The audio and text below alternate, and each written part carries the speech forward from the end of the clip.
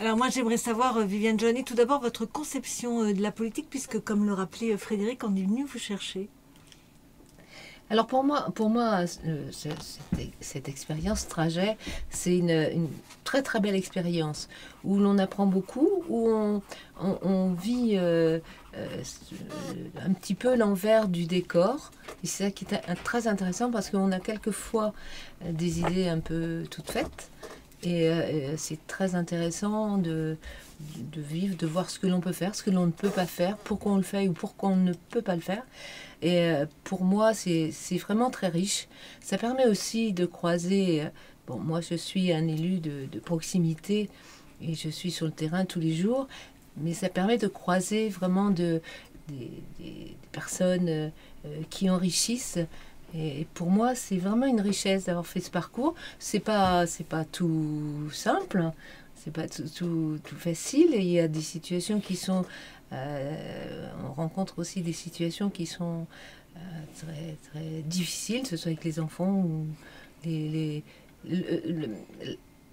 la richesse du conseil général et départemental maintenant, c'est qu'on accompagne les gens de la naissance jusqu'à la fin de vie. Et donc, on a toutes les catégories de personnes à tous les âges. Et c'est vraiment une très belle expérience, pour moi en tout cas, très riche. Vous avez la même chose également à Montargis, dans vos responsabilités municipales? Absolument, puisqu'à Montargis, je suis en charge du CCS. Comité... le centre d'action sociale. Voilà. Le centre communal d'action sociale. Et sur mon territoire, sur le Montargois, il y a beaucoup de personnes précaires. Et un exemple concret, l'Est du Loiret, et notamment le Montargois, le Giennois, il y a un quart des bénéficiaires du RSA, un quart,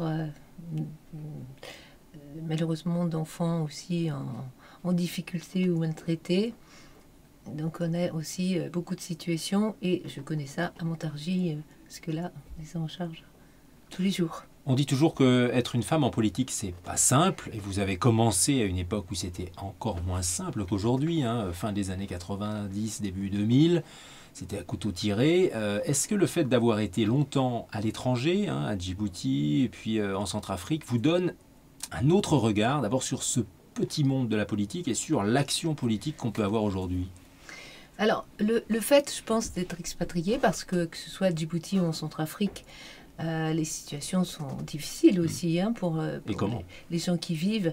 Et je pense que ça ouvre l'esprit, qu'on voit, ça permet de voir quand on est curieux aussi. Il ne faut pas y aller en disant « moi je sais mieux que les autres ». Moi je suis très curieuse et encore une fois on apprend, on s'enrichit et on a une ouverture d'esprit qui est différente, peut-être sur le regard. Lorsqu'on revient en France et qu'on dit il faudrait peut-être hiérarchiser un petit peu les choses. Pour ce qui est de la politique, effectivement, moi j'étais la seule élue femme dans la majorité. La deuxième qui est arrivée, deuxième collègue, c'était Joëlle Beauvalet, qui est arrivée à ce moment-là. Et c'est vrai que la première chose qu'on m'a dite, sous forme d'humour bien évidemment, qu'est-ce qu'on était tranquille sans femme, parce qu'il y avait Janine Rosier qui était restée là très longtemps, et puis qui était si au moment était élue sénateur, elle n'avait plus de femmes, quoi. Donc c'est la première chose que l'on m'a dit. Et alors aujourd'hui justement, où cette assemblée, c'est un homme, une femme, une assemblée Shabada, est-ce que ça a vraiment changé l'ambiance? Ah, c'est complètement différent. Je pense que les hommes et les femmes, il n'y a pas à être contre les hommes ou contre les femmes. On est complémentaires, avec une sensibilité différente. Mais je pense que c'est ça aussi qui fait la richesse d'une assemblée, hein, à condition de l'accepter. Mais là, c'est vrai que ça a complètement changé, parce que les hommes, on a des nanas plein. Un des dossiers importants que vous avez en charge, hein, avec votre délégation sur la solidarité, c'est notamment la gestion du RSA. Oui. On en parle beaucoup. Le nombre d'allocataires RSA a doublé à peu près dans tous les départements, et le Loiret aussi. On est aujourd'hui à 19 000 environ allocataires RSA en 2016. Ça coûte 86 millions d'euros à la collectivité départementale. C'est énorme. Il y a un système qui va être mis en place pour lutter contre la fraude au RSA. Alors, est-ce que les pauvres, est-ce que les personnes qui touchent le RSA sont systématiquement des fraudeurs, ou bien est-ce qu'il y a autre chose qui fait qu'on est obligé de lutter contre cette fraude-là, parfois par méconnaissance des mécanismes de versement du RSA qui fait qu'on touche du RSA alors qu'on ne devrait pas, etc. Est-ce que vous pouvez nous expliquer ça? Là, sur le RSA, bon, de la fraude et de la fraude sociale notamment, hein, il y a des gens qui cherchent un peu comment on peut passer à côté des règles, des lois, etc. Ça existe, ça a toujours existé dans tous les domaines. Je crois qu'en ce qui concerne le RSA, effectivement, il y a de la fraude au RSA. Alors, elle représente combien, cette fraude? Vous savez, la fraude au RSA, c'est très variable parce que, enfin, c'est énorme. C'est énorme. Je n'ai pas le chiffre en tête. C'est 100 millions d'euros par an pour la France. Pour la France, voilà. Mais, bon. Juste pour donner un ordre d'idée, la fraude fiscale, c'est 3,8 milliards. Oui. Voilà. Donc on pourrait se dire... on a reçu Madame Pro, on parlait de ça. Là où je veux mettre un bémol, c'est qu'il y a aussi, quelquefois, il y a fraude, la vraie fraude, hein, un acte délictueux. Délibéré. Mais il y a aussi les indus. Et là, c'est autre chose. Parce qu'il y a des textes, et on suit les textes, hein, un exemple concret. Un bénéficiaire fait une demande de RSA, son dossier est traité, c'est du déclaratif. D'accord? Donc, on déclare ce que l'on veut. Le dossier, on touche le RSA, une fois que le dossier est complet, et ensuite, on fait des vérifications, on va chercher un petit peu plus loin, on se rend compte que il manque une pièce où on avait un élément que l'on n'avait pas. Et donc ça demande quelquefois plusieurs mois. Et là, c'est un indu. Et bon, la personne continue à toucher le RSA et n'a pas droit. Alors, c'est pour ça que je fais toujours un petit bémol entre les deux, entre fraude et indu. Mais indu, souvent, qui sont aussi... J'en ai parlé, on a reçu avec le président Sori, la déléguée nationale de la lutte contre la fraude, Madame Pro. Et je lui ai parlé de ça. Je vais faire attention, s'il faudrait peut-être aussi revoir les textes. Ou lorsque l'on fait quand quelqu'un... Parce qu'il y a des droits, mais il y a aussi des devoirs quand même un petit peu. Et lorsque les personnes ne respectent pas leur engagement, ils sont convoqués dans une commission, que je préside d'ailleurs sur le Montarois, et qui ont dit, vous allez avoir une sanction de 50% par exemple, de votre... Voilà, 50% de moins. C'est un exemple. Là, cette somme n'est retirée que 3 mois après aussi. Donc, c'est vraiment, pour moi, il faudrait déjà se poser aussi des questions là-dessus. En ce qui concerne la fraude, le département du Loiret est un des premiers à mettre en place une cellule de contrôle pour aller justement voir un petit peu ce qui se passe et les situations un petit peu ambiguës. Et le département du Loiret participe au comité opérationnel aussi départemental de l'antifraude. Et ça aussi, c'est innovant, ce qui permet de rencontrer tous les autres acteurs qui participent au social, que ce soit la CAF, la MSA, ça permet de les rencontrer, de croiser aussi des dossiers. Voilà. Alors, on parlait à l'instant du RSA. Alors, c'est vrai qu'il y a de la fraude, mais il y a aussi des personnes qui ne savent pas qu'elles ont droit au RSA. Comment on va les chercher, ces personnes-là? Et c'est vrai qu'il y a on dit des non-recours, donc ils ne font pas de demande.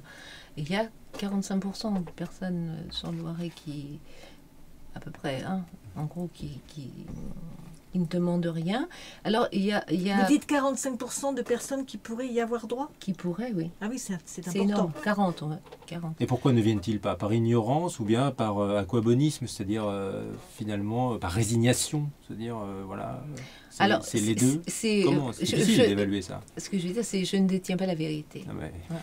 Mais, et d'ailleurs... Si vous l'aviez, vous feriez fortune. C'est dans le plan de mandat, d'ailleurs. Et moi, je le dis très souvent.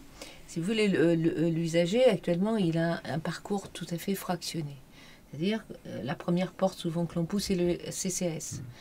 Ensuite, on dit, non, c'est pas chez nous, donc vous êtes qui On dit, bon, il faut aller à la maison du département. Alors, c'est un peu une caricature, mais c'est souvent comme ça quand même. À la maison du département, on dit non, il faut aller à la CAF. Et quand tout va bien, il faut aller à Pôle emploi, s'inscrire. Et donc, vous voyez, c'est tellement fractionné. Alors, vous avez des gens qui vont jusqu'au bout parce qu'ils veulent vraiment. Et puis, il y a ceux qui, c'est pas possible que l'on me demande à chaque fois et qu'il manque une pièce. Et ça, c'est terrible. Et c'est pour ça que vous parliez du dossier unique. Ça, c'est quelque chose qui... J'espère qu'un jour, je le verrai peut-être pas, mais...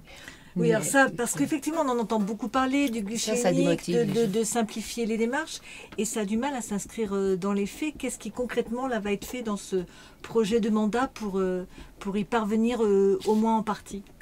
Moi, je pense, parce qu'on peut faire des choses. Et effectivement, on ne va pas rester sans rien faire.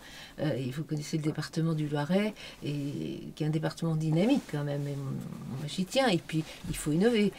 Je crois qu'il y a quelque chose qui n'est pas encore rentré dans les consciences, c'est que notre société a changé.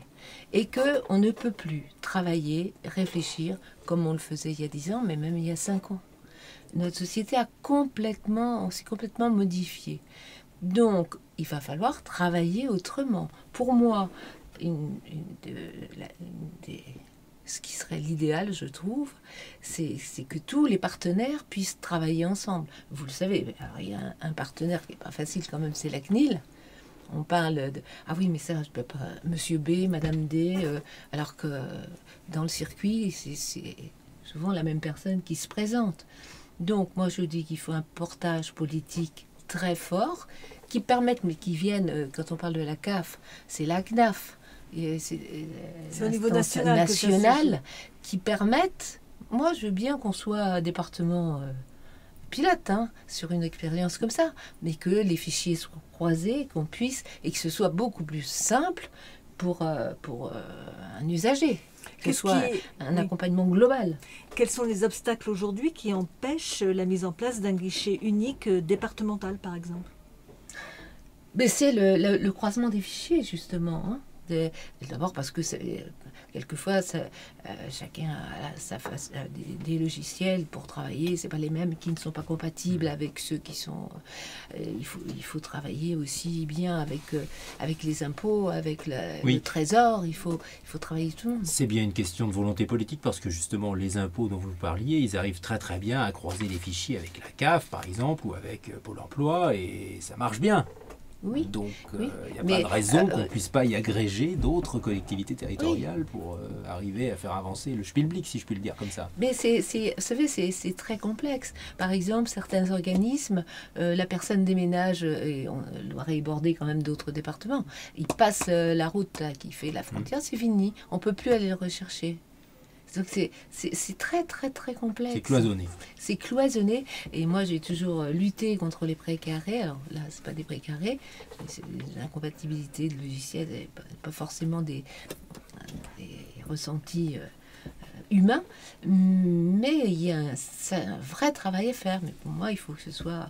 C'est la clé de beaucoup de choses quand même. Ça peut être décourageant quand on est une élue de voir comme ça ce type d'obstacle alors qu'on a des idées précises en tête.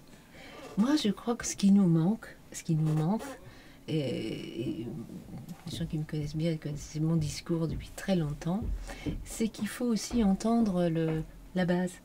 Il faut être aussi dans la réalité. Moi je vois, et je vais en parler au préfet demain, vous voyez, si vous êtes là, vous l'entendrez. Exemple, clair. Vous avez quelqu'un qui cherche du travail, qui cherche vraiment du travail. Il a eu plusieurs expériences dans son parcours. Voilà.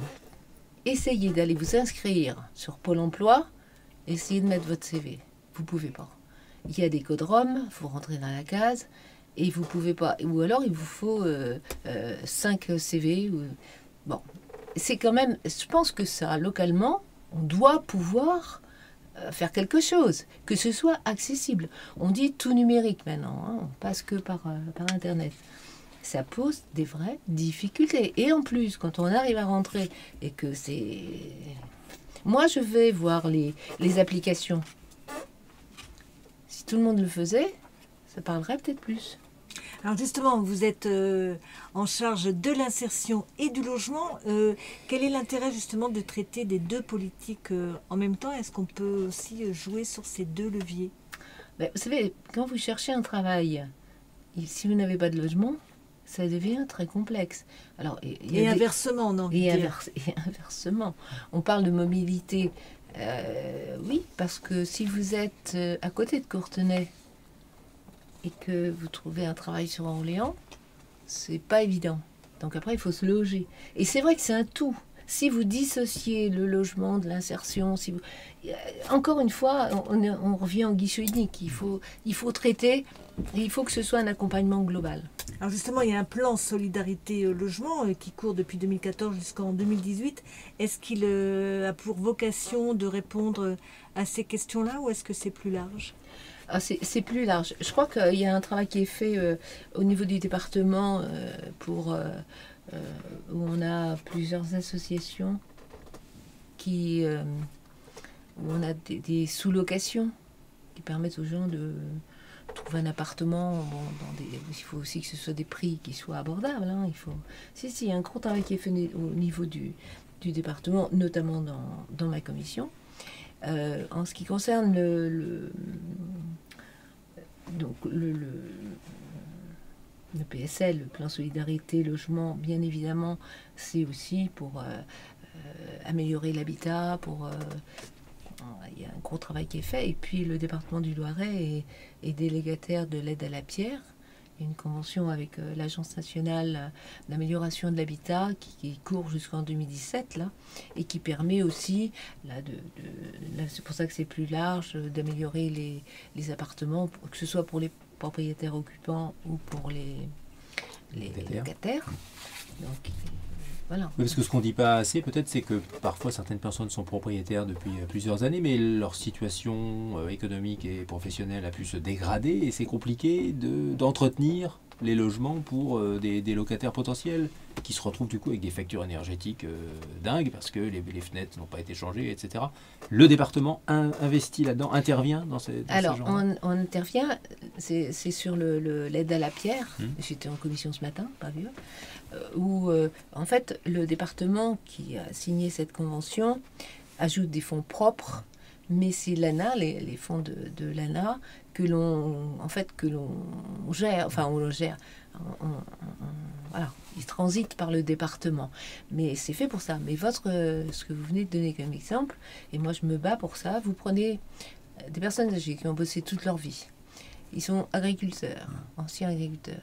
Ils ont 300 € de retraite. On prône, parce que c'est ça, il y a des discours qui deviennent antinomiques. On fait des effets d'annonce en disant qu'il faut garder les personnes à domicile, les personnes vieillissantes à leur domicile. Prenez ces gens-là, ils sont propriétaires de leur maison, mais ils n'ont pas les moyens avec 300 € de l'entretenir. Après, de l'adapter éventuellement. Ben oui, c'est ça, de l'adapter. Et moi, je me bats avec ça. Parce que pour moi, c'est une priorité. Et puis, un minimum de respect. On va peut-être dire un mot de l'allocation jeune insertion Loiret. Elle existe depuis 2013, mais là, c'est également une main tendue vers les jeunes. Bien sûr, ça c'est ce qui a été, ce qui a remplacé entre guillemets, parce que les contrats jeunes majeurs, donc c'est des jeunes majeurs. Et là, nous allons aussi accompagner les jeunes majeurs de l'ASE, de l'aide sociale à l'enfance. C'est-à-dire qu'on va reprendre. Et là, pour il y a la fin de parcours scolaire, mais après ces jeunes qui sont majeurs déjà, ils vont être dans l'insertion et dans le logement. Donc voilà, là aussi c'est des grands challenges, mais qui sont important. Et, oui. Il nous reste quelques minutes encore pour parler de ce qui est arrivé dans le Loiret et dans les autres départements limitrophes aussi au mois de juin. Les inondations, là aussi la solidarité a été très forte au moment même des inondations. On en a beaucoup parlé pendant un mois en gros, mais maintenant on est à J+4 mois où on en est justement de cette fameuse solidarité parce qu'on sait que c'est long pour être indemnisé, c'est long pour retrouver son logement, faire des travaux, etc. Comment est-ce que le département, là aussi, et votre délégation, vous intervenez dans cette solidarité-là? Alors, le département a ouvert un crédit de 800 000 euros, vous savez, pour les sinistrés, hein, en premier temps 500 000 et 300 000 après, et 2 millions pour les collectivités. Moi, ce que j'ai vécu, et je peux encore, parce que Montargis a bien été impacté par les inondations, là aussi, il y a des effets d'annonce. Et je l'ai dit au Premier ministre, il est venu il n'y a pas longtemps, où je lui ai dit... Il est revenu, oui. Et il est revenu. Je lui ai dit, oui, vous avez fait un effet d'annonce à Montargis, en plus que les sinistrés auraient 500 euros le lendemain matin. Moi, le CCS était embolisé, hein, il est cherché 500 euros. Donc, ce qui s'est passé, c'est fantastique. La solidarité qui s'est organisée immédiatement, c'est très rapide, c'est très violent, j'avais vécu pas mal de choses dans ma vie, mais ça, je ne l'avais pas encore vu. C'est très, très violent. Donc, ce qui s'est passé, il a fallu aussi organiser les aides. Le département, les CCAS ont monté les dossiers pour les sinistrés. Le département a abondé ce que l'État a donné. Est-ce qu'aujourd'hui, les sinistrés ont touché les premiers chèques? Alors, les sinistrés ont touché les aides de l'État et les aides du département, oui. Ce qui s'est passé, c'est que, notamment des personnes âgées ou des personnes qui avaient été traumatisées par ces inondations ne s'étaient pas présentées. C'était des dates quand même pour l'État et pour le département, c'était les mêmes dates. Donc, des dates limites. Des dates limites. Et il s'est retrouvé, nous on avait quelques dizaines de dossiers de gens qui n'avaient pas pu se présenter. Et donc la région nous a donné une aide de 56 000 euros, enfin je parle mais ça a été fait pour tous les CCAS, hein. Ça s'est pas passé par le département, et qui a permis justement pour ces sinistrés qui étaient plus dans les clous, dans les dates, de profiter d'une aide. Donc il faut comprendre que ces aides sont encore en cours, bien sûr. Là, ça y est, je pense ils ont reçu l'argent la semaine dernière ou cette semaine. Voilà, donc ça prend du temps. Merci beaucoup Viviane Jehannet d'être venue ce vendredi au studio de RCF Loiret.